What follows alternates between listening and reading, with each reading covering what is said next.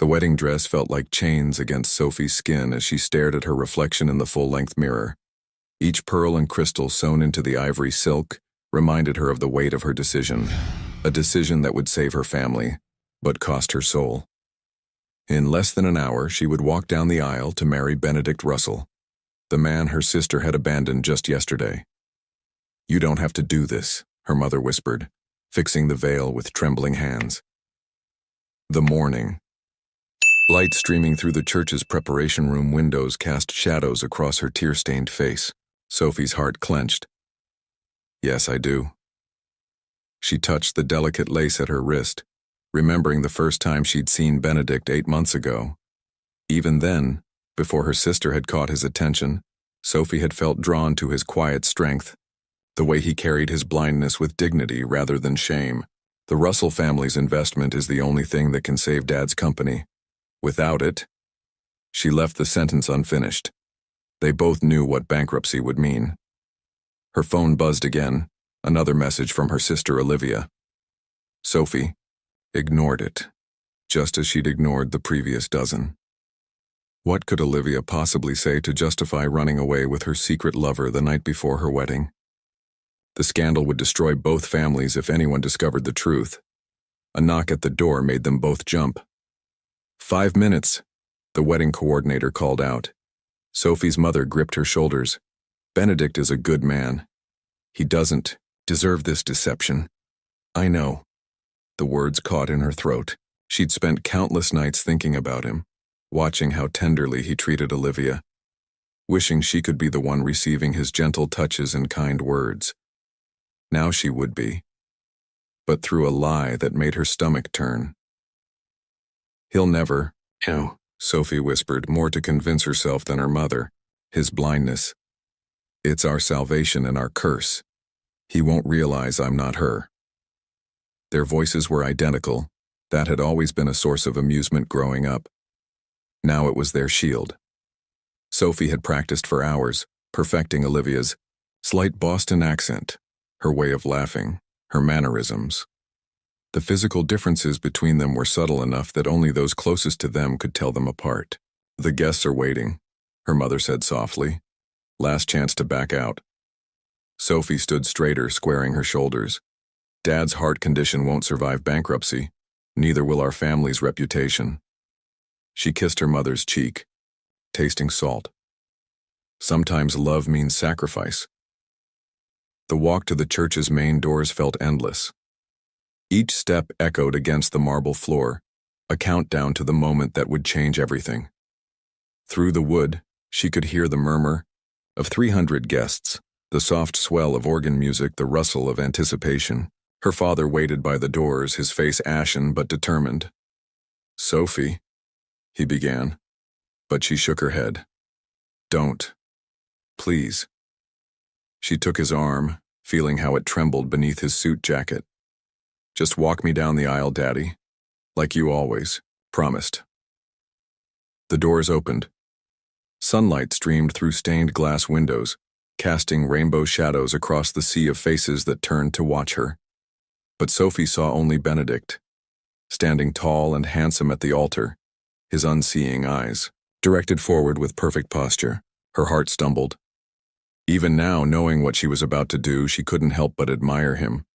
His dark hair was perfectly styled, his tuxedo immaculate. The slight tilt of his head betrayed his attention to the sounds around him, a habit she'd noticed months ago during family dinners. With each step down the aisle, memories flooded back. Benedict asking Olivia about her favorite books, his fingers tracing the spines of novels while Sophie sat quietly nearby, wishing she could tell him about her own love of classical literature. The way he'd smile whenever someone entered a room, using his other senses to identify them. The gentle strength in his hands when he'd accidentally bumped into Sophie in the hallway once, steadying her with a touch that had left her skin tingling for hours. She reached the altar. Her father placed her hand in Benedict's, and Sophie felt the warmth of his skin against hers. A jolt of electricity shot through her arm, making her breath catch. "You're trembling," Benedict whispered, concern evident in his voice. Sophie swallowed hard. "Just nervous," she replied in Olivia's practiced tones.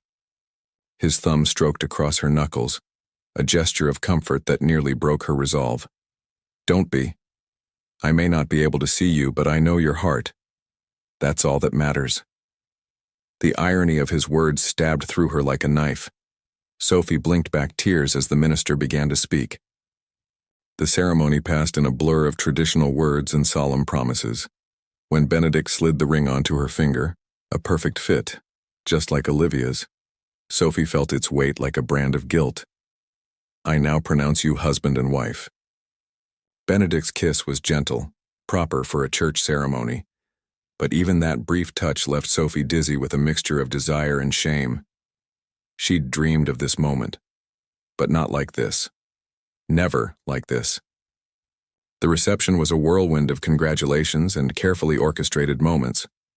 Sophie played her part perfectly, accepting good wishes with Olivia's characteristic charm. But each time Benedict touched her, a hand at the small of her back, fingers entwined during their first dance, she felt the double-edged sword of pleasure and pain. It wasn't until they reached the privacy of the limousine that Sophie allowed herself to breathe. Benedict sat beside her, his cane folded neatly across his lap, his expression thoughtful. You've been quieter than usual today, he observed, turning his face toward her. Is everything all right? Sophie studied his profile, the strong jaw, the slight crease between his brows that appeared when he was concerned, the eyes that saw nothing but conveyed everything. Just overwhelmed, she answered carefully. It's been an emotional day. His hand found hers in the darkness of the car. I know we entered into this marriage for practical reasons, he said softly. Your family's business, my company's, expansion plans, but I want you to know something. He paused and Sophie held her breath. I've grown to care for you deeply over these past months, perhaps more than I should given the circumstances. Tears welled in Sophie's eyes. If only he knew he was confessing these feelings to the wrong sister. If only she could tell him that she'd fallen in love with him months ago, watching him, from afar, dreaming impossible dreams. Benedict, she started, but the words died in her throat. What could she say that wouldn't be another lie? He squeezed her hand. We have time. All the time in the world to turn this arrangement into something real. Sophie turned to look out the window, watching the city lights blur through her tears. Yes, they had time, until the truth inevitably came to light. Until Olivia returned to claim what she'd thrown away. Until Benedict discovered that the woman he'd married wasn't the woman he thought she was. But for now, in the quiet darkness of the limousine, Sophie allowed herself to hold his hand and pretend that their future wasn't built on shadows and lies. Sometimes she told herself love means sacrifice. She just prayed that when the time came, Benedict would understand that her deception had begun with love, not for herself, but for her family. And perhaps, if fate was kind, that love would be enough to survive the truth. The Russell mansion loomed before them like a mountain of expectations. Sophie stood frozen in the circular driveway, her small suitcase clutched in her trembling hands, as Benedict's driver unloaded their luggage from the town car. After a week-long honeymoon at a private beach house, carefully orchestrated to maintain her deception, this would be her new home. Richard can handle the bags, Benedict said, his voice cutting through her anxiety. He stood beside her, one hand extended. Would you like a tour? Sophie swallowed hard. You're going to give me a tour? The words slipped out before she could stop them, genuine surprise breaking through her carefully maintained facade. Benedict's laugh was warm and rich. I may be blind, but I know every inch of this house. I redesigned it myself after the accident. His unseeing eyes crinkled at the corners. Besides, I've been told I'm an excellent guide. Taking his offered hand, Sophie felt the now familiar spark of connection. His fingers were warm and sure against hers, and she allowed him to lead her up the granite steps to the massive front door. The foyer has 30-foot ceilings, Benedict explained as they entered. His shoes clicked against the marble floors, the sound echoing upward. There's a crystal chandelier that catches the morning light. At least that's what everyone tells me. A hint of wistfulness colored his tone. Sophie looked up, watching the light fracture through the crystal drops. "It's beautiful," she whispered, then quickly added, "just like I remember from our engagement dinner." She'd been there that night, of course, but as herself, the quiet sister watching from the shadows while Olivia commanded the room. Benedict's thumb brushed across her knuckles. "You sound different when you're telling the truth," he observed quietly. "More present." Her heart stuttered. Had he noticed something? But Benedict continued moving, guiding her through the house with practiced ease. He showed her the formal dining room with its hand-carved chairs, the library with floor-to-ceiling shelves, "my sanctuary," he called it, and the conservatory where sunlight streamed through walls of glass. "The previous owners used this as a music room," Benedict said as they entered a circular space with perfect acoustics. "Do you still play?" Sophie froze. Olivia had been the musical one, playing violin since childhood. Sophie's talents lay with words and numbers. "I haven't touched my violin in months," she managed, the lie bitter on her tongue. "Perhaps you'll start again." His expression softened. "I miss music sometimes. Real music, not just recordings. The way you can feel it vibrating through the air." Without thinking, Sophie reached up to touch his face, her fingers tracing the line of his jaw. He stilled under her touch, surprise and something else flickering across his features. "What are you doing?" he asked, his voice low. "Learning. You," Sophie answered truthfully. For once, she didn't have to pretend. This was her heart speaking, not her sister's script. "The way you learn everything else, through touch." Benedict caught her hand in his, pressing it more firmly against his cheek. "You've never touched me like this before." Because Olivia never had. Because this was Sophie's way of showing affection, not her sister's. The danger of the moment crashed over her, and she started to pull away. But Benedict held fast. "Don't," he murmured. "Please, it's nice. Different, but nice." They stood there in the sunlit conservatory, suspended in a moment of genuine connection. Sophie memorized every detail, the warmth of his skin, the slight roughness of evening stubble beneath her fingers, the way his pulse jumped in his throat. Finally, Benedict cleared his throat. "We should continue the tour. The kitchen staff will have dinner ready soon." "Staff?" Sophie hadn't expected that. "Do they live here?" "Just Mrs. Chen, the housekeeper, and Carmen, the cook. They have apartments over the garage." He tilted his head. "Is that a problem? I thought we discussed this." Another trap. Another detail Olivia must have known. "No, of course not," Sophie recovered quickly. "I just thought they might have time off while we were honeymooning." Benedict's tension eased. "Ah, no. They keep the house running whether I'm here or not. Come on, let me show you our wing." Their private suite occupied the entire east wing of the second floor. The bedroom was larger than Sophie's entire apartment, with a sitting area and a balcony overlooking manicured gardens. The bathroom featured a sunken tub and double vanities in the closet. "This is bigger than my old room," Sophie gasped, then winced at her slip. But Benedict just smiled. "I had it renovated last month. Everything's organized by color and texture. Mrs. Chen helped arrange your clothes while we were away." He ran his fingers along a row of hangers. "Silk here, cotton here, woolens at the end.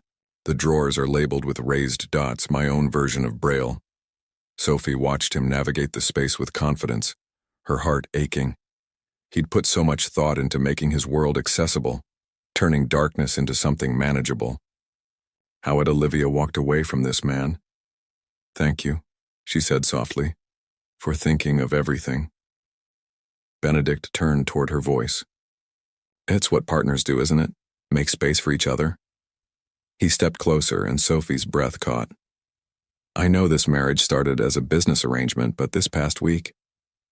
He trailed off, uncertainty crossing his face. "What about it?" Sophie prompted, her heart racing. You're different, more open, more…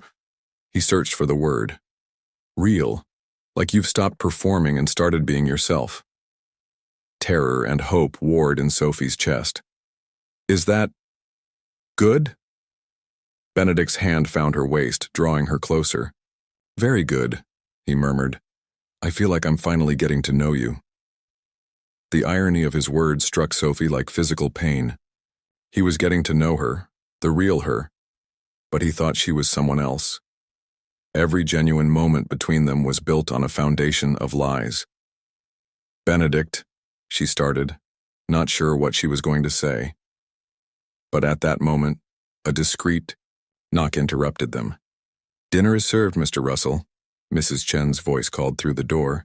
Benedict stepped back, the intimate moment broken. We should change. Mrs. Chen is very particular about proper dinner attire. He smiled. She's been keeping me civilized since before I lost my sight. Sophie watched him move confidently through the closet, selecting a fresh shirt by touch. How many more moments like this could she steal before reality caught up with them? How long before Olivia returned to claim the life she'd abandoned? As she changed for dinner, Sophie caught her reflection in the massive mirrors. She looked the same as always, perhaps a bit more tired, a bit more haunted. But inside she was changing. Every hour spent with Benedict pulled her deeper into a web of her own making. Every genuine laugh, every honest moment, every touch that sparked with real connection, they were all stepping stones leading her further from the shore of redemption. But as Benedict offered his arm to escort her to dinner, his smile warm and trusting, Sophie couldn't bring herself to regret it. Not yet. Not when pretending to be Olivia was letting her be more herself than she'd ever been before. The irony would have been funny if it didn't hurt so much. 2 weeks into their marriage, Sophie discovered Benedict's morning ritual by accident. Unable to sleep, she'd wandered down to the kitchen before dawn, only to find him already there. He sat at the marble island, fingers moving across papers covered in raised dots, a cup of coffee cooling beside him. You're up early, he said without turning, and Sophie wondered how he always knew when she was near. Couldn't sleep? No. She hesitated, then asked, What are you reading? Financial reports. My assistant converts them to Braille. He gestured to the empty stool beside him. Join me? Sophie settled next to him, close enough to feel the warmth radiating from his body. You do this every morning? Since the accident. His fingers continued their dance across the page. The market waits for no man, blind or otherwise. Besides, a wry smile touched his lips. Lawrence is circling. Lawrence? The name was unfamiliar, and Sophie immediately tensed, worried she'd missed another detail she should have known. My CFO. Benedict's expression darkened. He's been pushing for more control since I lost my sight. Thinks a blind man can't run $1 billion company. He turned toward her. Has your father mentioned any concerns about the merger? Sophie's heart rate spiked. She knew her father's company was struggling. It was the whole reason for this marriage, but the details were murky. Olivia had never paid attention to the business side of things. He hasn't said much, she answered carefully. You know how he is about business talk. Benedict nodded, but something in his posture suggested disappointment. You used to ask more questions about the company before the wedding. Because Olivia had been playing a part too, Sophie realized. Her sister had probably pretended interest to secure the marriage. Another layer of deception to maintain. I'm sorry, she said softly. I guess I've been distracted. Everything feels different now. His hand found hers on the counter. Different good or different bad? Good, Sophie answered without hesitation. Just intense, real. It was the truth, even if he didn't understand its full meaning. Benedict's thumb traced circles on her palm, sending shivers up her arm. I know what you mean these past 2 weeks. He paused, choosing his words carefully. You're not what I expected. Fear and hope tangled in Sophie's chest. What did you expect? Someone more superficial, I suppose. He laughed softly. Don't get me wrong. You were always charming. Always said the right things. But lately there's a depth to you that I never noticed before. The way you describe things to me, the questions you ask, even the books you choose when we're in the library. Sophie's throat tightened. She'd been reading to him in the evenings, unable to resist sharing her favorite classics. It hadn't occurred to her that Olivia might have different literary tastes. Maybe marriage is changing me, she offered weakly. Maybe. Benedict set aside his reports and turned fully toward her. Or maybe you're finally letting me see the real you. The irony of his words hit her like a physical blow. Before she could respond, the kitchen door swung open, and Carmen bustled in. Oh, the cook stopped short. I'm sorry, Mr. Russell. I didn't realize you had company this morning. No apology needed, Carmen. Benedict's hand remained on Sophie's. What's for breakfast? I thought Belgian waffles? Carmen glanced at Sophie. Unless Mrs. Russell would prefer something else? The title still felt foreign.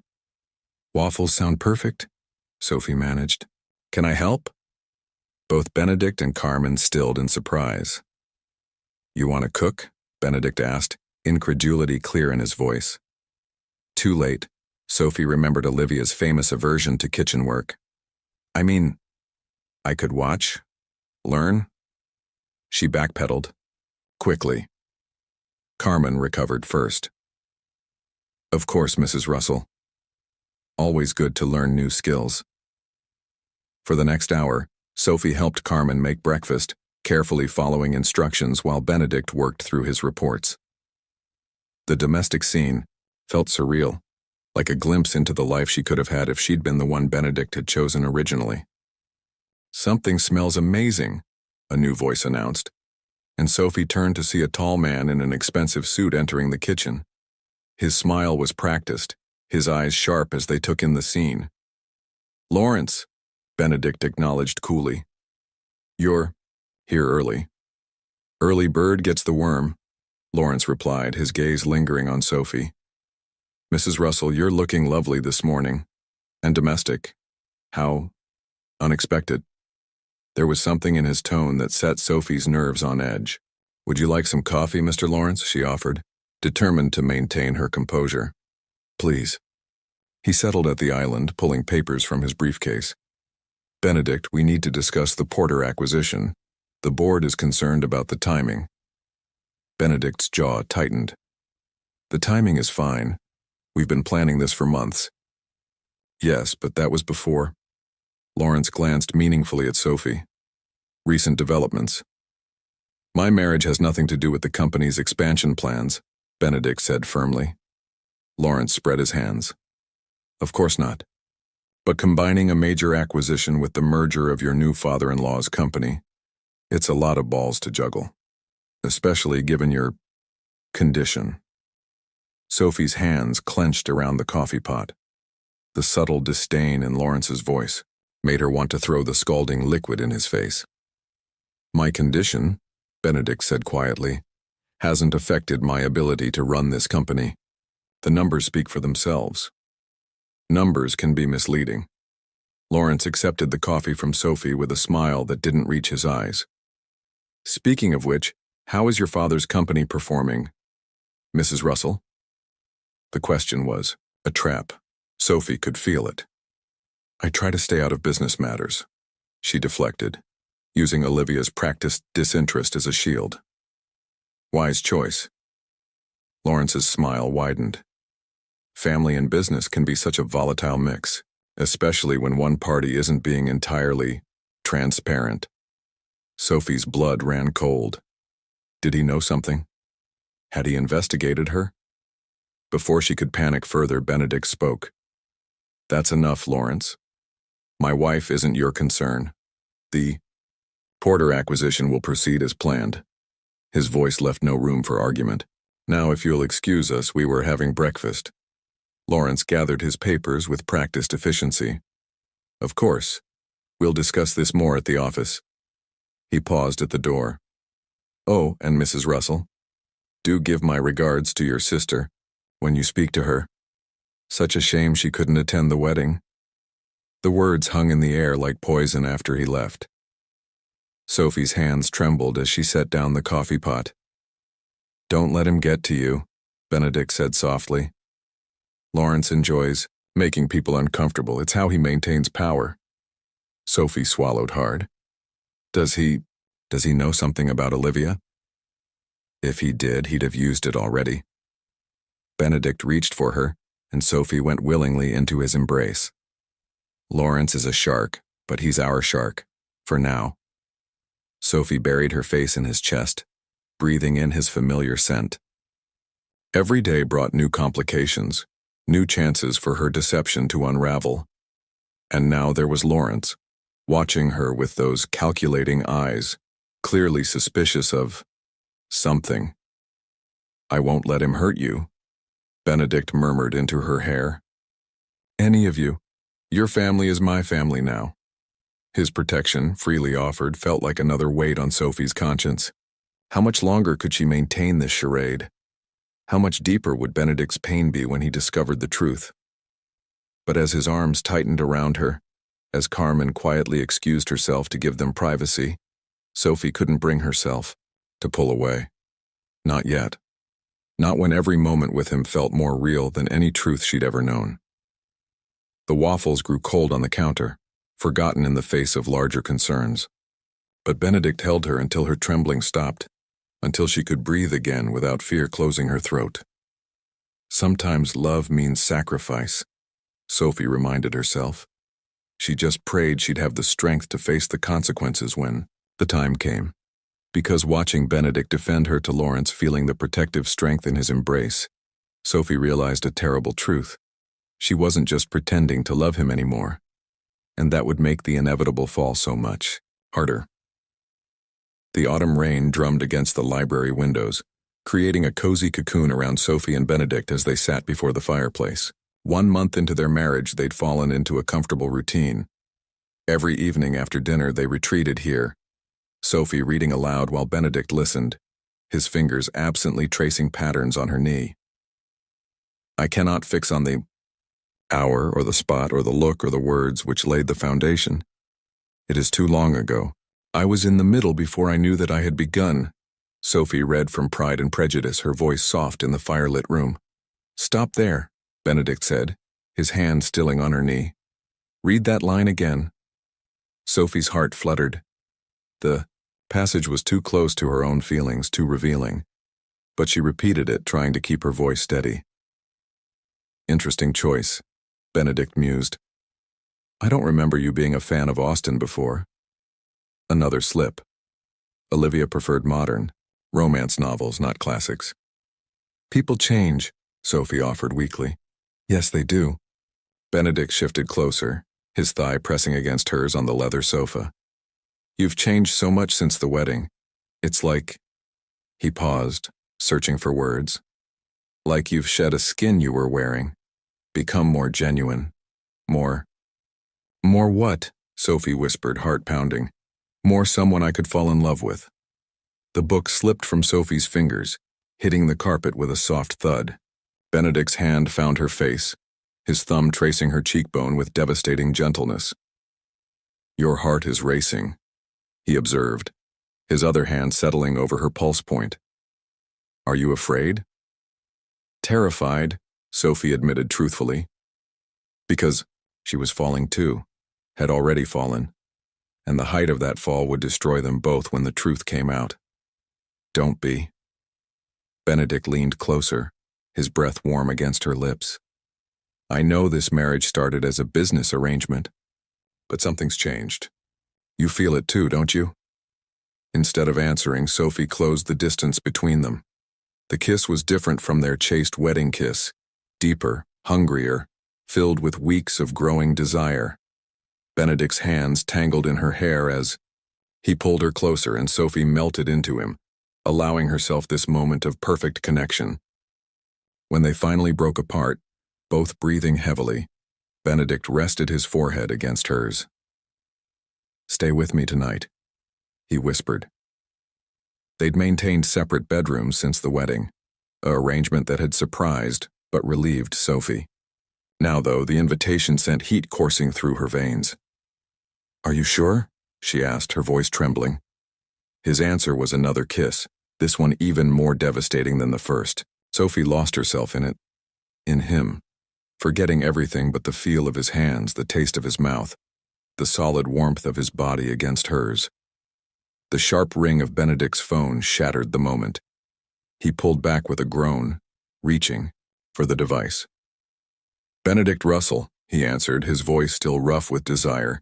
Sophie watched his expression change as he listened, tension replacing passion, concern creasing his brow. "When?" he demanded. "No, don't do anything until I get there. I don't care what time it is." He ended the call, already standing. "I have to go to the office." "What's wrong?" Sophie asked, following him as he strode toward the door with practiced steps. "Someone's been accessing confidential files about the Porter acquisition. Lawrence thinks it's corporate espionage." Benedict found his coat by touch, shrugging it on. "Anderson will drive me. I don't know how long I'll be." Sophie caught his arm. "Let me come with you." He hesitated. "It could be a long night." "I don't care." She squeezed his arm. "You shouldn't be alone." The smile he gave her was worth everything. "What did I do to deserve you?" The words were like knives in Sophie's heart, but she pushed the guilt aside. "I'll get my coat." The drive to Benedict's office building was tense. Sophie watched rain streak across the windows, thinking of all the nights she'd spent in her own office at her father's company, trying to help him save it. The familiar weight of financial worry settled in her stomach. Lawrence said the files were accessed using executive credentials, Benedict explained as they rode the elevator to the top floor. "Which means either someone's login was compromised, or it's an inside job," Sophie finished. She'd seen enough corporate politics to know how these things worked. Benedict's hand tightened on his cane. "Exactly. The timing is suspicious with the Porter deal so close to closing." The elevator opened directly into a sleek reception area. Lawrence was waiting, his earlier smooth demeanor replaced by barely concealed agitation. "Mrs. Russell," he said, surprise evident in his voice. "I didn't expect you to join us tonight." "My wife has excellent business instincts," Benedict replied before Sophie could speak. "She stays." Lawrence's eyes narrowed slightly, but he nodded. "This way. I've set up in the conference room." As they followed him, Sophie noticed other executives hurrying through the halls, faces grim. The gravity of the situation was clear, in their hushed voices and worried glances. The conference room was a war zone of papers and laptops. Lawrence pulled up a series of documents on the main screen. "The access occurred at 3:47 p.m., he explained.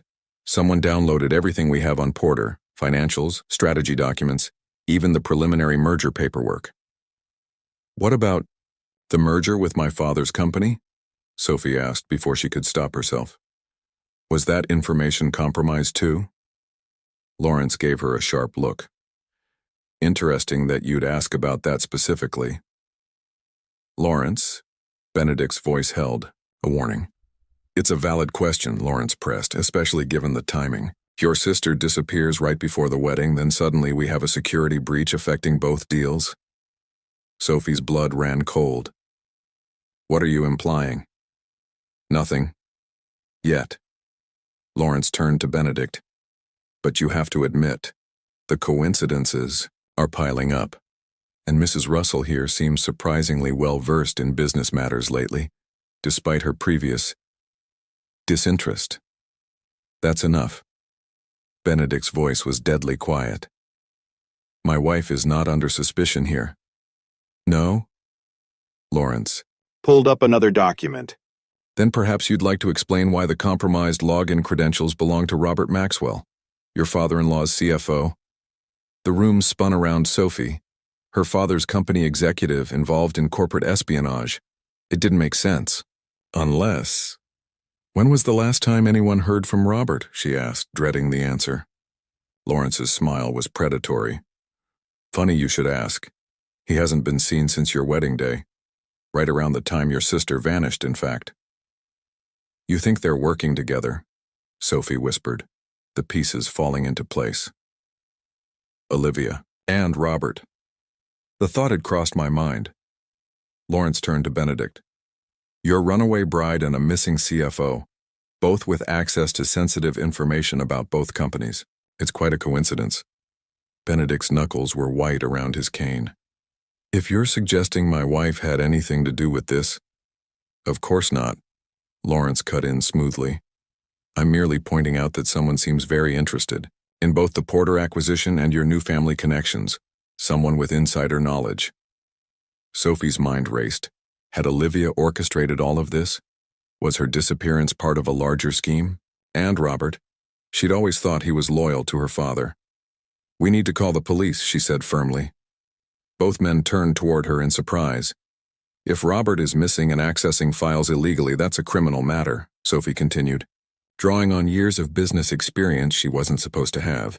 And we need to alert Porter's board before they hear about this elsewhere. Lawrence's eyebrows rose. My, you really have changed since the wedding. My wife is right, Benedict said, pride evident in his voice. Make the calls, Lawrence, and get our cybersecurity team working on tracking those downloads. As Lawrence left to comply, Benedict reached for Sophie's hand. You're trembling again. I'm worried, she admitted. If Olivia's really involved in this... Hey. He pulled her close, uncaring of the glass walls and curious eyes outside. Whatever your sister has done, it's not your fault. You're here. You stayed. That's what matters. Sophie buried her face in his chest, hiding her tears. If he only knew the truth, that she was just as much a liar as Olivia, that every moment of their growing love was built on deception. But now there was more at stake than just their hearts.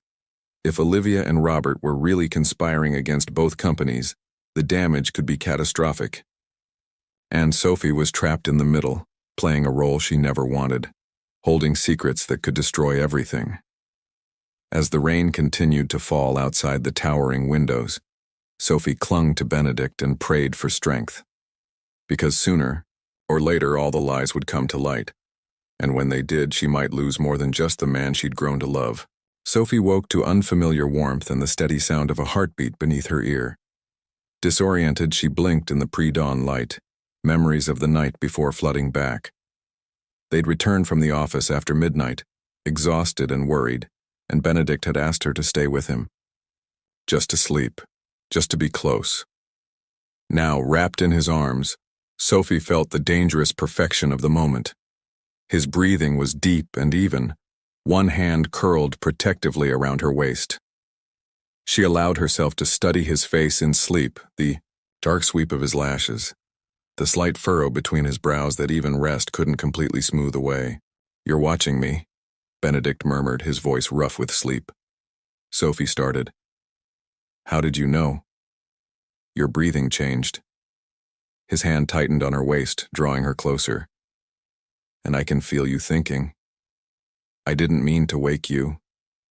I'm glad you did. He shifted, rolling them so she was trapped beneath him, his weight braced on his forearms. Last night, before the phone call. Sophie's heart thundered. Yes? Instead of answering, he lowered his head to kiss her. Without the urgency of the night before, this kiss was a slow exploration, deep and thorough. Sophie wound her arms around his neck, letting herself get lost in the sensation. When they finally broke apart, Benedict rested his forehead against hers. Stay with me, he whispered. Not just for now. Move your things in here. Share my life completely. Benedict. Sophie's voice caught. Everything she wanted was being offered, but the price was more lies, deeper deception. Unless I'm misreading this, he said, uncertainty creeping into his tone. If it's too soon... Sophie silenced him with another kiss. You're not misreading anything, she breathed against his lips. Because that at least was true. Whatever else was false, her feelings for him were real. His answering smile was brilliant. Then say yes. Yes, Sophie whispered, knowing she was sealing her fate but unable to resist. Yes to everything. What followed was a revelation of touch and taste, of whispered words and shared breaths. Benedict mapped her body with careful hands, learning her through touch the way he learned everything else. Sophie surrendered to his exploration, to the overwhelming tenderness of his attention. When they finally came together, it was with a sense of inevitability, of coming home. Sophie spoke his name like a prayer, and Benedict held her like something precious, something real. Afterward, tangled in sheets and each other, reality began to creep back in. Benedict's phone buzzed on the nightstand. Lawrence, he sighed, reaching for it. What? Sophie watched his expression darken as he listened. When did they find him? No, don't release any statements yet. I'll be there in an hour. What's wrong? Sophie asked as he ended the call. They found Robert's car abandoned at Logan International Airport. Benedict sat up, running a hand through his disheveled hair. Security footage shows him boarding a flight to the Cayman Islands the day after the wedding. Sophie's blood ran cold. The same day Olivia disappeared. The same day, Benedict confirmed grimly. Lawrence is convinced they're working together, planning some kind of hostile takeover using the stolen information. But why? Sophie sat up, clutching the sheet to her chest. What could they possibly gain? Think about it. Benedict's voice was heavy. If both deals fall through, Porter and your father's company, our stock price would plummet. Someone with inside information could make a fortune betting against us, and with your father's company vulnerable. A hostile takeover would be easy, Sophie finished, horror dawning. Years of watching her father build his company, of working behind the scenes to help him succeed, made the scenario terrifyingly clear. They could strip the assets for pennies on the dollar. Benedict turned toward her sharply. You understand corporate raiders' tactics remarkably well. Sophie's heart stopped, another slip. I've been paying more attention lately. Since the wedding. I want to understand your world. His expression softened. You continue to surprise me. He leaned in to kiss her softly. I need to shower and get to the office. Will you come with me again? Of course. Sophie watched him navigate the room with practiced ease, disappearing into the bathroom. As soon as the water started running, she reached for her phone with trembling hands. No messages from Olivia, no trace of her sister since that last text before the wedding. But now, knowing about Robert's flight, Sophie looked at their past, conversations with new eyes. Had there been signs, hints of what Olivia was planning? A notification popped up, a news alert about her father's company. The stock was down 15% in pre-market trading on rumors of the CFO's disappearance. Sophie's chest tightened. Everything they'd worked for, everything they'd sacrificed for.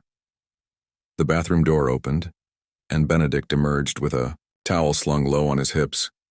Despite the situation, Sophie's breath caught at the sight of him. Like what you see? He asked with a knowing smile. Always, Sophie answered honestly. She rose from the bed, wrapping the sheet around herself. I should get ready too. But Benedict caught her arm as she passed, pulling her against his damp chest. Last night, this morning, it meant something to me. Something real. Sophie closed her eyes against sudden tears. It meant everything to me. His kiss was gentle, full of promise. We'll figure this out. Whatever your sister and Robert are planning, we'll stop them. Together. Sophie nodded against his chest, unable to speak, because she was part of the lie too, wasn't she? Different motives, different goals, but still a deception. They dressed quickly and headed to the office, where Lawrence was waiting with grim news. The Porter deal was wobbling, their board nervous about the security breach. Sophie's father's company stock had fallen another 10%, and there were whispers in the financial press about Benedict's leadership. The vultures are circling, Lawrence announced, spreading newspapers across the conference table. Questions about whether a blind CEO can handle a crisis of this magnitude. Suggestions that maybe it's time for new leadership. They won't succeed, Sophie said fiercely. forgetting for a moment that she wasn't supposed to understand corporate politics. Benedict's track record speaks for itself. Lawrence's eyebrows rose. Does it? The two biggest deals of his career are imploding. His bride's sister is missing with company secrets, and his father-in-law's CFO has absconded to a non-extradition country. Not exactly a sterling recommendation. That's enough, Benedict cut in, but Sophie was already moving. She snatched up the financial reports, scanning them quickly. Look at the trading patterns, she said, forgetting to maintain her facade, in her anger. Heavy short selling started 2 days before the wedding. Someone knew this was coming. Someone inside. She trailed off, realizing both men were staring at her. Benedict with surprise, Lawrence with calculated interest.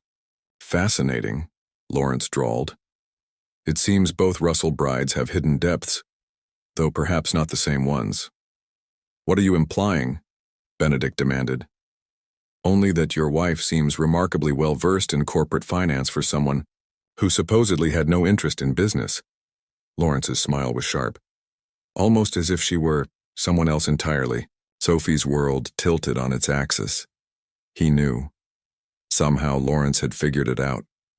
The question was, what would he do with that knowledge? You're overstepping, Lawrence, Benedict warned. Am I? Lawrence gathered his papers. Just doing my job, protecting the company's interests. Speaking of which, the board has called an emergency meeting for this afternoon. They'll want answers, Benedict, about everything. After he left, Benedict reached for Sophie's hand. Don't let him rattle you. Lawrence enjoys creating chaos. It makes him feel powerful. Sophie squeezed his fingers, fighting back tears. Because Lawrence wasn't creating chaos this time. He was uncovering a truth that would destroy everything she held dear. And as the morning sun climbed higher over the city, Sophie faced a terrible choice. Continue living the lie and help Benedict save both companies, or confess everything and risk losing not just him, but everything both their families had built. The truth, she was learning, could be just as destructive as lies. The boardroom felt like a courtroom, with Benedict at the defendant's table and 12 stern-faced executives serving as judge and jury. Sophie sat beside him, her hand clasped tightly in his beneath the polished mahogany table. The numbers don't lie, Lawrence was saying, his presentation displayed on the massive screen behind him. Our stock has dropped 30% in 3 days. The Porter acquisition is hanging by a thread. And now there are questions about the security of all our sensitive information. Questions you seem eager to raise, Benedict replied coolly. His posture was perfect, his unseeing eyes directed forward with unwavering confidence. But Sophie could feel the tension in his grip. I'm not the only one raising them. Lawrence clicked to the next slide. The financial press is having a field day. Russell Empire crumbling? Blind CEO loses grip on company? The market has lost confidence, Benedict. And confidence, once lost, is hard to regain. One of the board members, a silver-haired woman Sophie recognized as Victoria, Chen leaned forward. What exactly are you proposing, Lawrence? A temporary change in leadership. Lawrence's voice was smooth as silk. Just until this crisis is resolved. Benedict would retain his position as chairman, of course, but day-to-day operations would be handled by someone with fewer challenges. You mean someone who can see, Benedict said flatly. I mean someone who isn't personally compromised by this situation. Lawrence turned to the board. Benedict's judgment is clouded by family loyalty. His wife's sister is implicated in corporate espionage. His father-in-law's company is bleeding value by the hour. How can he make objective decisions? Because it's my company. Benedict's voice cut through the murmurs of agreement. My father built it from nothing. I've run it successfully for 5 years since losing my sight. One crisis doesn't erase that track record. One crisis could destroy everything your father built, Lawrence countered. And let's be honest, the signs were there before this. Small mistakes, delayed decisions. The board has been patient, but perhaps that patience has become a liability. Sophie couldn't stay silent any longer. What mistakes? She demanded, forgetting her role in her anger. Third quarter profits were up 20%. The Asian expansion exceeded projections. The only deals showing weakness are the ones you've been directly involved with, Lawrence. A heavy silence fell over the room. Sophie felt Benedict's hand tighten on hers in warning, but she was too furious to stop. In fact, she continued, pulling up financial data on her tablet, if we look at the trading patterns before the security breach, there are some interesting anomalies. Heavy short positions taken through shell companies. Option contracts that would only pay off if both deals failed simultaneously. Almost as if someone knew what was coming. Lawrence's smile turned, predatory. My, such detailed analysis from someone who until recently claimed to have no head for business. Tell me, Mrs. Russell, where did you develop such expertise? Certainly not from your previous position. The threat in his words was clear. Sophie's heart raced, but she held his gaze. I've been learning, for Benedict's sake. Have you? Lawrence turned back to the board. Or have you been playing a role all along, just like your sister? That's enough. Benedict's voice cracked like a whip. My wife is not on trial here. Isn't she? Lawrence raised an eyebrow. Everything started unraveling the day you married her. Or should I say, the day you married someone? Sophie's blood ran cold. Around the table, board members exchanged confused glances. What exactly are you implying, Lawrence? Victoria Chen asked. Only that things aren't always what they seem. Lawrence's eyes locked onto Sophie. People aren't always who they claim to be. Isn't that right, Mrs. Russell? Or should I use your real name? Lawrence. Benedict's warning was clear. The board deserves to know who they're really dealing with. Lawrence pressed. Especially since our acting CFO discovered some interesting discrepancies in the wedding documentation. It seems certain signatures don't quite match up. Almost as if... The door burst open, cutting him off. Mrs. Chen, Benedict's housekeeper, stood there looking apologetic but determined. I'm sorry to interrupt, she said, but there's an urgent situation that requires Mrs. Russell's immediate attention. Sophie started to protest, but Mrs. Chen's expression stopped her. It's about your sister, ma'am. She's here. The room went deathly quiet. Sophie felt Benedict's hand go slack in hers. Go, he said softly. Handle it. I'll deal with things. Here. Sophie hesitated, torn between staying to defend him and facing the confrontation she dreaded for 2 months. Sophie, he whispered, too low for others to hear. Whatever happens, remember this morning. Remember us. Her heart shattered at the use of her real name. He'd known. Somehow, he'd known. Fighting back tears, Sophie rose and followed Mrs. Chen from the room. Lawrence's triumphant smile followed her out. The elevator ride to the lobby was endless. Sophie's mind raced. How long had Benedict known? Why hadn't he said anything? And Olivia? Why return now, when everything was falling apart? The lobby was deserted except for a single figure standing by the floor-to-ceiling windows. Olivia turned as Sophie approached, and for a moment, they studied each other, mirror images with vastly different souls. Hello, sister. Olivia's smile was cold. Enjoying my life? Why are you here? Sophie demanded. Can I check on my dear sister? See how she's enjoying playing house with my fiancé? Olivia moved closer, her heels clicking on the marble floor. Though I hear you've been doing more than playing. Getting quite comfortable in my place, aren't you? Benedict isn't a place to be filled, Sophie snapped. He's a person, a good person who deserved better than you running away with his company's secrets. Olivia's laugh was brittle. Is that what you think happened? Poor, naive Sophie, always seeing the best in everyone, even when they're lying to your face. What do you mean? Did you really think Benedict didn't know? Olivia's eyes glittered. He's blind, sister, not stupid. He knew the moment you said your first words at the altar. Just like he knew about Lawrence's plan to take over the company. Just like he knew about Robert's embezzlement. Sophie's world tilted. What? It was all a trap, darling. A beautiful, elaborate trap. Olivia moved to the windows, staring out at the city below. Benedict needed proof of Lawrence's corruption. He needed someone he could trust absolutely to help him expose the truth. And you? She turned back, smiling. You were perfect. The devoted sister, the secret accountant keeping Daddy's books, the woman who'd been in love with him since the day they met. No, Sophie whispered. He wouldn't. He did. Ask him yourself. Olivia's voice softened slightly. Though I don't think he expected to fall in love with you too. That part wasn't in the plan. Sophie's legs gave out and she sank onto a nearby bench. Then why are you here? Why come back? Because it's time for the final act. Olivia checked her watch. Right about now, Lawrence is trying to convince the board to remove Benedict. Instead, he's walking into a trap 2 months in the making. Federal agents are probably arriving as we speak. As if on cue, a fleet of black SUVs pulled up outside the building. Men in dark suits poured out, badges glinting in the sunlight. My part in this is done, Olivia said, gathering her purse. The rest is up to you and Benedict if you still want it. She headed for the doors, then paused. For what it's worth, I'm glad it was you.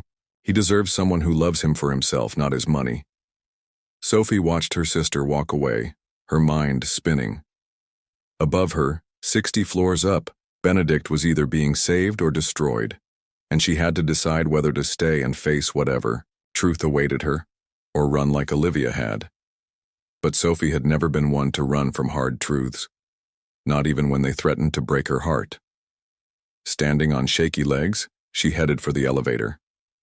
Because whatever game Benedict had been, playing whatever lies they'd both told, one thing had been real: their love.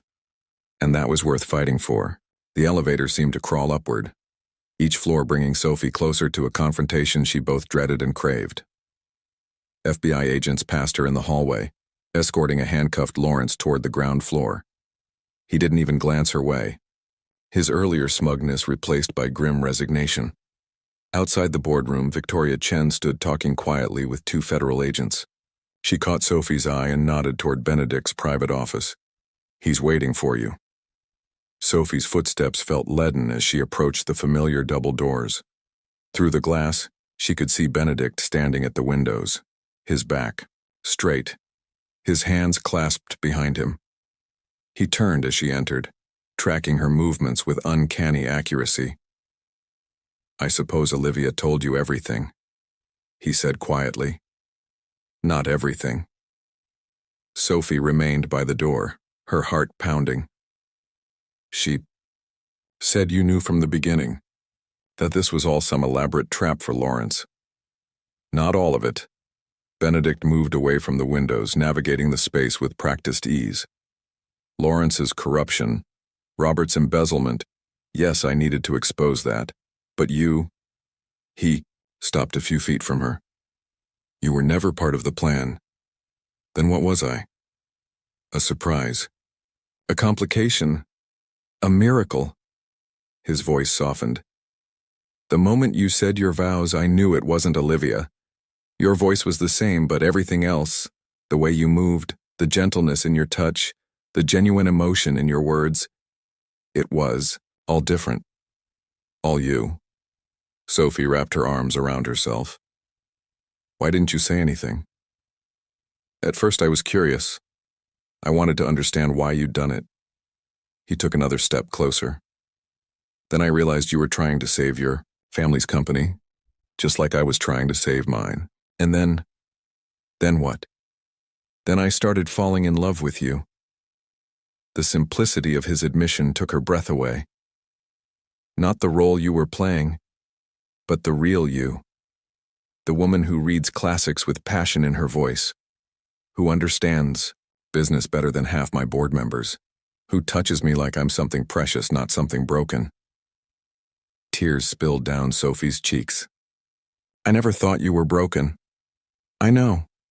Another step closer. That's one of the reasons I love you. You manipulated me, Sophie whispered. Used my feelings for you as part of your plan. No. His hand reached out, finding her cheek, with unerring accuracy. My feelings for you were never part of any plan. They terrified me, complicated everything, made me question whether I could go through with exposing Lawrence when it meant risking losing you. Sophie leaned into his touch despite herself. What changed? You did. Your strength, your integrity. Even while living a lie, you showed more genuine character than anyone else involved in this mess. I knew you'd want the truth exposed even if it cost us everything. A knock at the door interrupted them. A federal agent entered, looking apologetic. Mr. Russell, we need your official statement. Benedict's hand fell from Sophie's face. Of course, give me a moment. The agent nodded and withdrew. In the silence that followed, Sophie could hear the chaos beyond the office. Voices, footsteps, the sound of justice being served. Lawrence was stealing from the company, Benedict explained quietly. Using inside information to manipulate stock prices, embezzling through shell corporations. Robert discovered it months ago, but instead of reporting it, he tried to blackmail Lawrence. They've been working together ever since, planning to take control of both companies. And Olivia? She found out accidentally. That's why she ran. Lawrence threatened her. His expression darkened. She's been helping the FBI build their case, feeding them information from hiding. Her disappearance was protection, not betrayal. Sophie absorbed this, pieces falling into place. The security breach, the stolen files, it was all staged? We needed proof of Lawrence accessing confidential information. The FBI has been monitoring everything. He paused. I'm sorry I couldn't tell you. We couldn't risk Lawrence suspecting anything. So everyone was playing a part, Sophie said bitterly. Olivia the runaway bride. You the suspicious husband. Me the replacement wife. Was anything real? Benedict moved with sudden speed, pulling her into his arms. This is real, he whispered fiercely. Every moment with you, every touch, every conversation. That was all real. I started falling in love with you the day you helped that blind child in the park, 6 months before the wedding. Sophie stiffened in surprise. You knew about that? I was there with my mobility instructor. I heard you reading to him, describing the clouds making him laugh. His arms tightened around her. I asked Olivia about you later, but she just said you were the quiet sister, the one who helped your father with his books. I never imagined that I was falling in love with you too? Sophie pressed her face into his chest, breathing in his familiar scent. Even then, watching you with Olivia, I couldn't help it. You were so different from what everyone assumed, so strong, so capable, so blind? His laugh rumbled under her ear. Human, she corrected. Real. You never let your blindness define you, but you never pretended it didn't exist either. You built a life on your terms. Another knock interrupted them. This time, it was Victoria Chen. Benedict, the press is gathering downstairs. We need to make a statement. He nodded. Give us 5 minutes. After she left, Benedict cupped Sophie's face in his hands. I know I have no right to ask anything of you. I kept secrets, let you believe in a lie. While I was actively living one, Sophie interrupted. We're both guilty of deception. Then maybe we deserve each other. His thumb brushed away a tear. Stay with me. Not as Olivia's replacement, not as part of some corporate strategy, but as yourself. Sophie Maxwell, the woman I love. The board already knows everything. They've known for weeks. Lawrence's crimes were too significant to hide from them. He smiled slightly. They're quite impressed with your financial acumen. By the way, Victoria suggested offering you a position on the audit committee. Sophie gave a watery laugh. You're serious? Completely. His expression sobered. I know we have a lot to work through. Trust to rebuild on both sides. But I meant what I said this morning. Everything we shared was real, at least for me. For me too, Sophie whispered. Even when I was pretending to be Olivia, I was more myself with you than I've ever been with anyone. Benedict's kiss was gentle, full of promise and apology and hope. When they parted, he rested his forehead against hers. We should go make that statement, Sophie said reluctantly. Together. She laced her fingers through his. Together, they walked hand in hand to the elevator, both aware that everything had changed and yet somehow remained fundamentally the same. Their love, born in deception, but nurtured in truth, had survived its greatest test. As they descended toward the waiting press, Sophie thought about all the lies that had brought them here. Lies told from love, from fear, from desperation. But in the end, it was truth that had saved them. Truth, and the courage to face it together. "Ready?" Benedict asked as the elevator neared the lobby. Sophie squeezed his hand. "As long as I'm with you. Because sometimes love means sacrifice, but sometimes it also means redemption." And Sophie and Benedict had found both in the most unexpected way, through a deception that led to truth and a lie that became their most honest reality. The elevator doors opened to camera flashes and shouted questions, but Sophie wasn't afraid anymore. Whatever came next, they would face it as themselves in the light of truth. And that was worth everything. The media storm that followed Lawrence's arrest was brutal. News outlets ran endless stories about corporate espionage, family drama, and what they called the tale of two sisters. Camera crews camped outside the Russell mansion, hoping to catch a glimpse of the infamous siblings or the blind CEO who had orchestrated one of the biggest corporate sting operations in recent memory. 2 weeks after the arrest, Sophie sat in their bedroom, watching rain streak down the windows while Benedict showered. The morning papers lay scattered across their bed, headlines screaming for attention. Russell redemption. Blind CEO exposes $1 million fraud. Corporate deception. The sister switch that saved 2 companies. Love in the boardroom. How romance trumped revenge. "You're brooding again," Benedict said, emerging from the bathroom. He moved with easy confidence through their room, selecting a suit by touch from the organized closet. "I can feel it from here." "The Porter deal is still in limbo," Sophie replied, trying to keep the worry from her voice. "And Dad's company stock hasn't recovered fully." Benedict paused in buttoning his shirt. "Come here." Sophie went willingly into his arms, breathing in the clean scent of his soap. "I'm sorry. I know I'm obsessing. You're concerned. There's a difference." His hands rubbed soothing circles on her back. "The Porter board meets today. Victoria thinks they'll vote to proceed with the acquisition now that Lawrence's manipulation has been exposed. And if they don't, then we'll find another way to strengthen both companies." He kissed her temple. "Your father's business is already showing signs of recovery. The new CFO you recommended is implementing excellent reforms." Sophie smiled against his chest. After everything came to light, the board had insisted she take an active role in rebuilding her father's company. Her years of unofficial accounting work had prepared her well for the position. "Mrs. Chen asked if we're still hosting the charity gala next week," she said, changing the subject. "Given everything that's happened."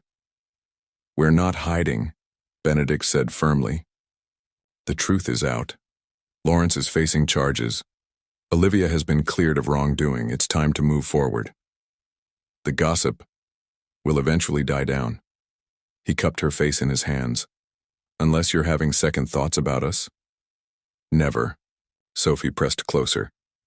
"I just hate that people think I trapped you somehow, that I manipulated my way into your life.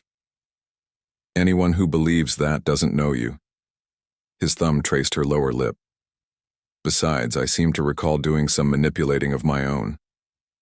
"Different circumstances," Sophie protested, but Benedict silenced her with a kiss. "No more guilt," he murmured against her lips. "From either of us. We both did what we thought was necessary, and it led us here. Together." A knock at the door interrupted them. "Mr. Russell?" Mrs. Chen called. "The Porter board chairman is on the line." Benedict pressed one more quick kiss to Sophie's lips before pulling away. "That's earlier than expected. Join me in the study?" They made their way downstairs, where Benedict took the call on speakerphone. Sophie held her breath as the chairman's voice filled the room. "Benedict, the board has voted." A pause that felt eternal. "The acquisition is approved. We want to move forward as planned." Sophie's knees went weak with relief. Benedict's face broke into a rare, full smile.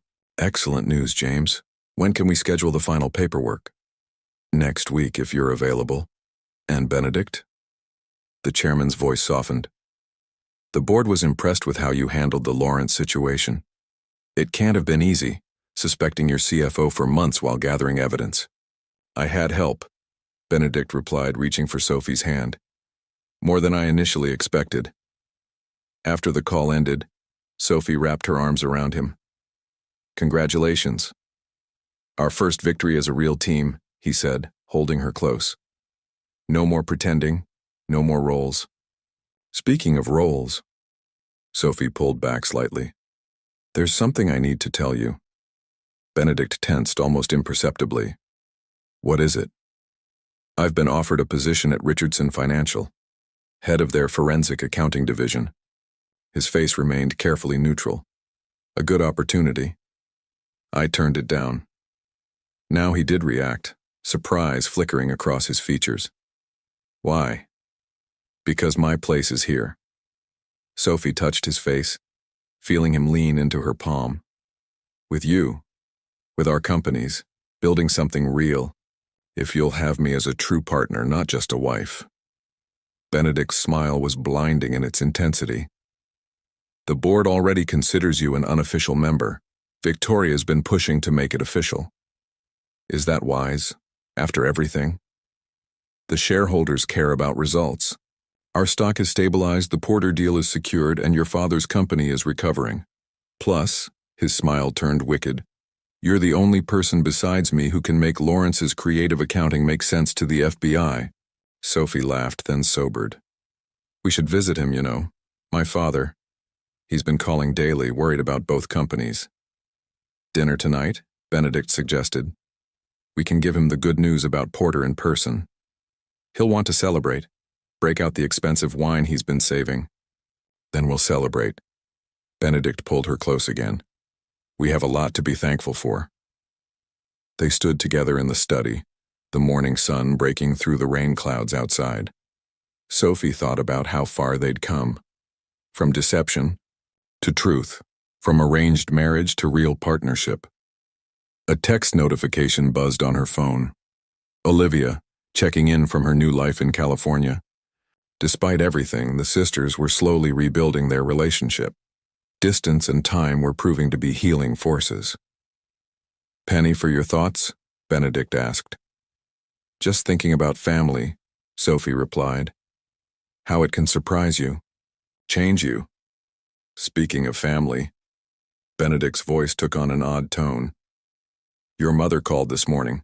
She has some questions about wedding venues. Sophie stiffened. Wedding venues?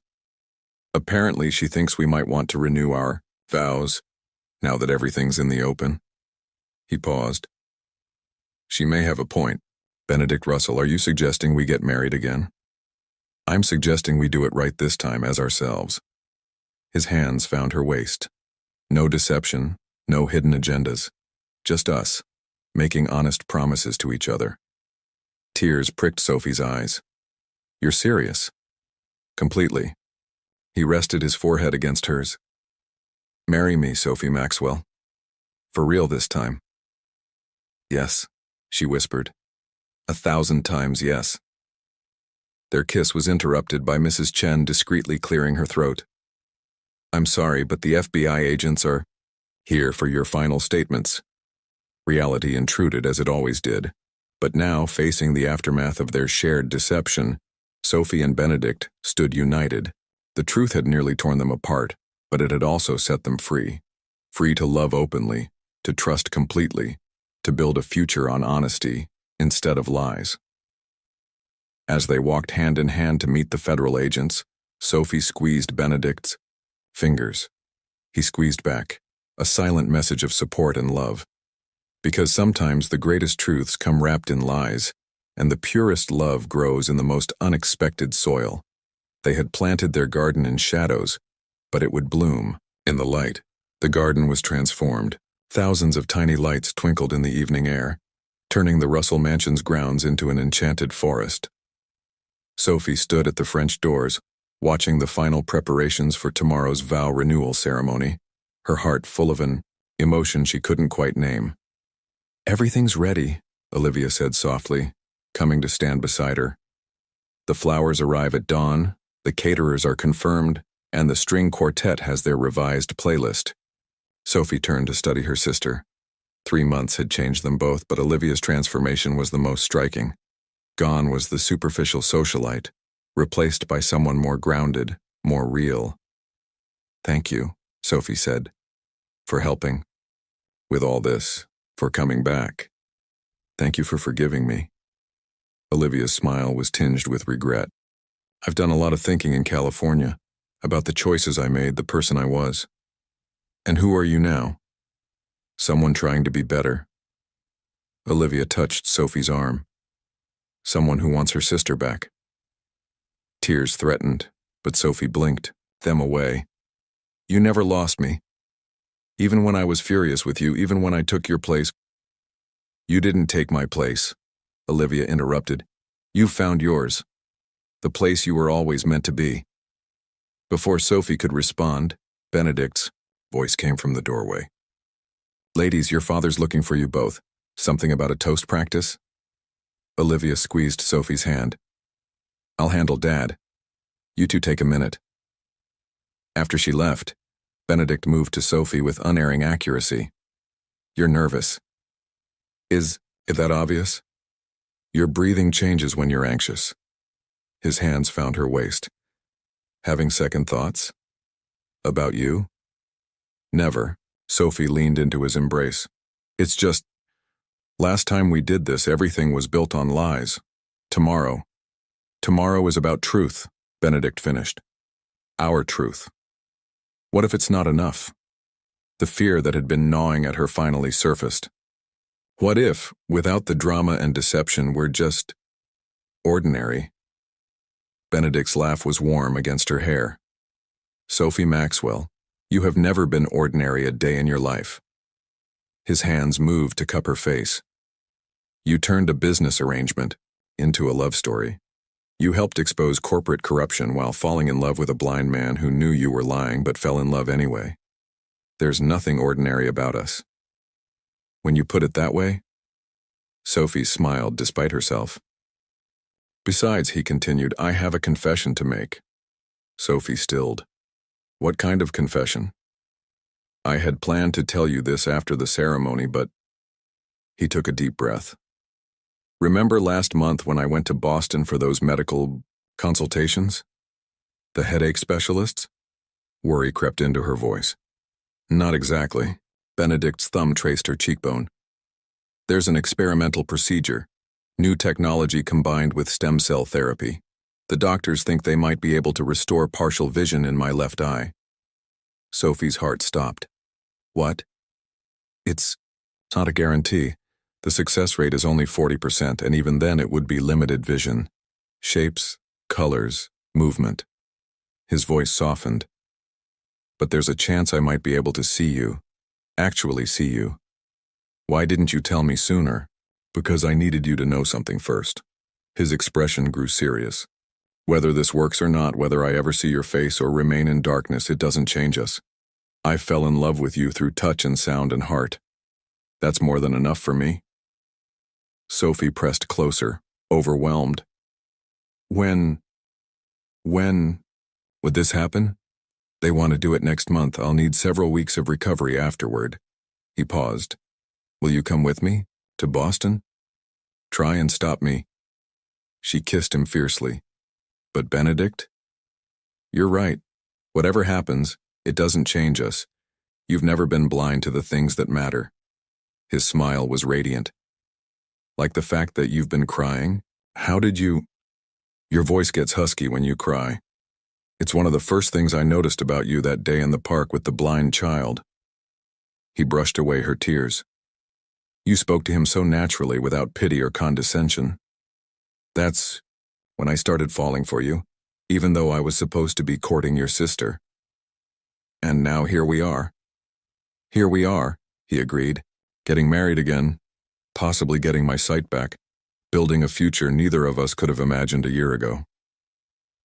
A knock at the door interrupted them. Victoria Chen stood there, elegant in her evening wear. "Sorry to interrupt, but the rehearsal dinner is starting. Your mother's about to send out a search party. We'll be right there, Benedict promised. After Victoria left, Sophie straightened Benedict's tie. Ready to face the family? Always, as long as you're with. For he caught her hands in his. But first, he pulled her close, his lips finding hers with practiced accuracy.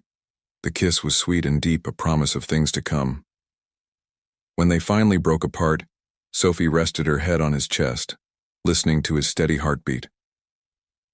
I love you, she whispered.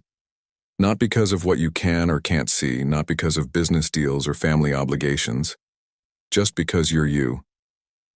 And I love you, he murmured back. Not because you saved my company or exposed Lawrence, not even because you were brave enough to take your sister's place. I love you because you saw me, really saw me from the very beginning. Another knock, more insistent this time. The natives are getting restless, Olivia called through the door. And Dad's breaking out the expensive scotch. They broke apart laughing. We should go, Sophie said reluctantly. Lead the way, future wife. Present wife, she corrected, taking his arm. Forever wife, he countered, making her heart skip. They walked together toward the dining room, toward their waiting families and their shared future. Tomorrow they would make their vows again, this time with complete honesty.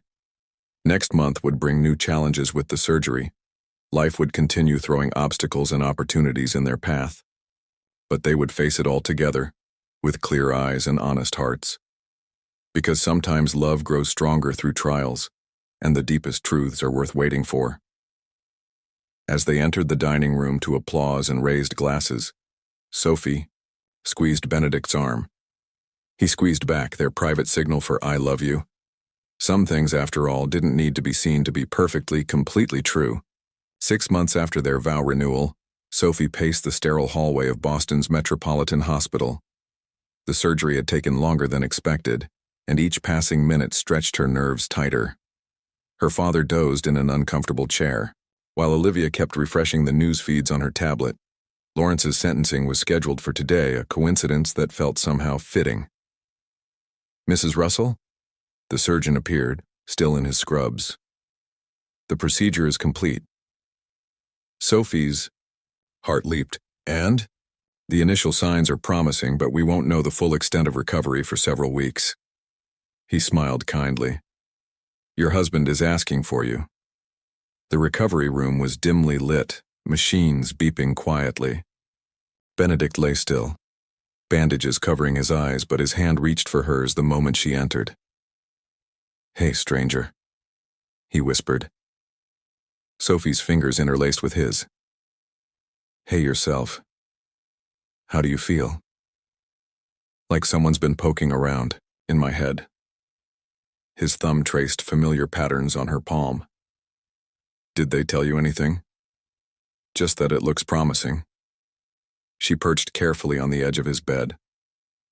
We won't know more until the bandages come off. 3 weeks. His other hand found her face. Are you crying? Happy tears, she assured him. Olivia says Lawrence got 20 years. No possibility of parole. Good. Benedict's jaw tightened briefly. Though in a way, we owe him something.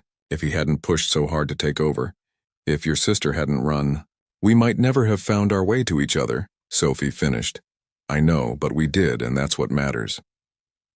The weeks of recovery tested them both.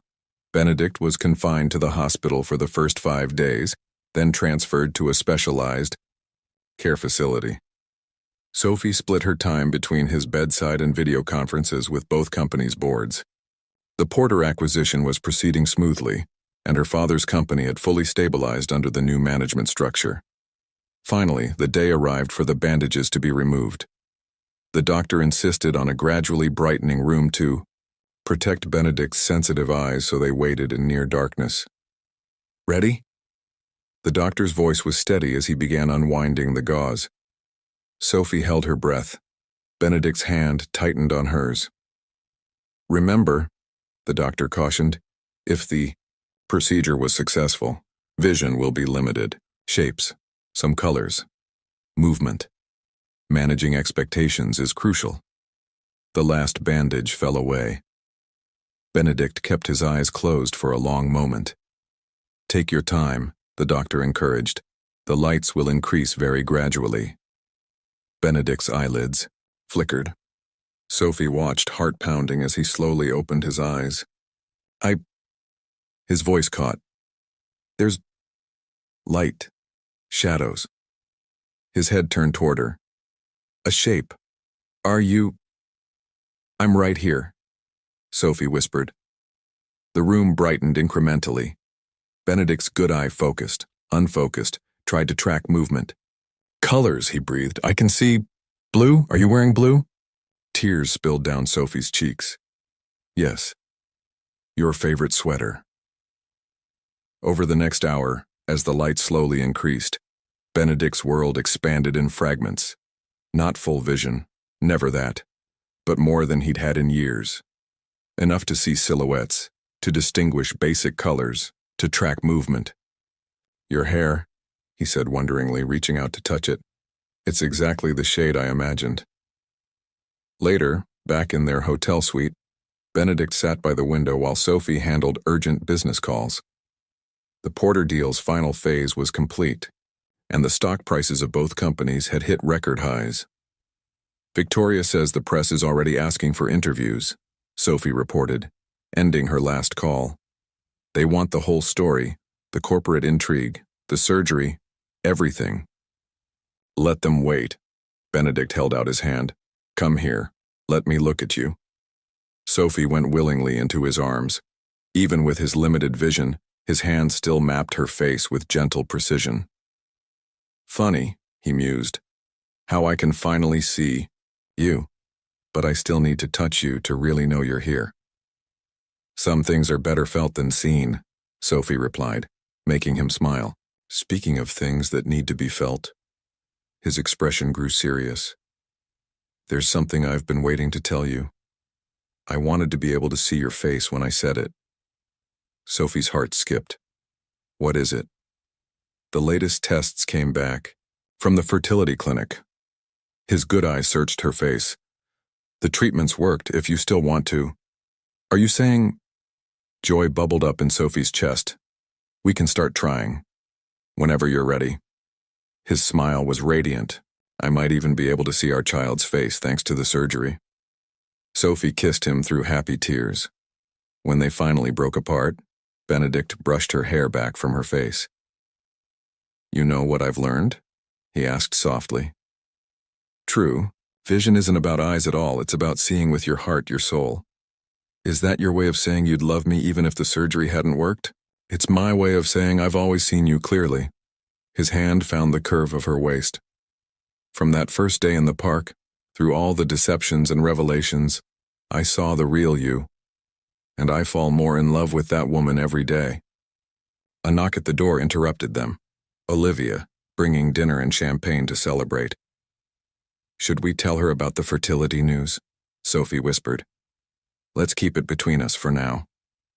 Benedict kissed her temple. Some joy should be private before it's shared. The evening passed in warm celebration. Olivia shared plans for her new charitable foundation, focusing on corporate transparency and ethics.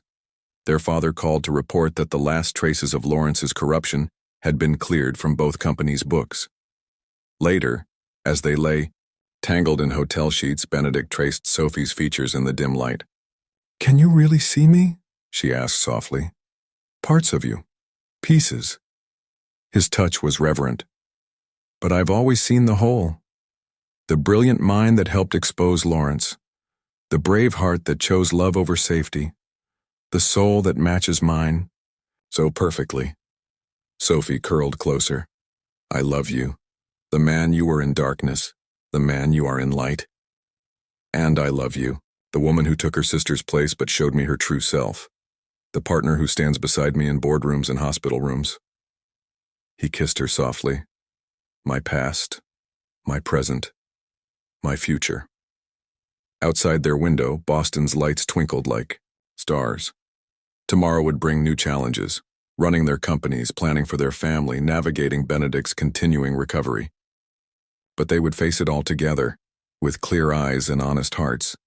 Because sometimes love means seeing past surfaces to souls. Sometimes truth comes wrapped in necessary lies. And sometimes the greatest vision comes not from eyes, but from hearts brave enough to see in the dark and strong enough to wait for light. Sophie and Benedict had found their way through shadows to clarity, through deception to truth, through arrangement to love. Their story, which began in darkness and lies, would continue in light and honesty, and that was the clearest vision of all. If true love was born from a lie, would you choose the painful truth or keep the lie to preserve happiness? Leave your opinion in the comments. Thank you for watching. If you enjoyed the story, please subscribe to our channel and leave a comment below letting us know what you thought. Your feedback and support mean a lot to us. Stay tuned for more exciting stories.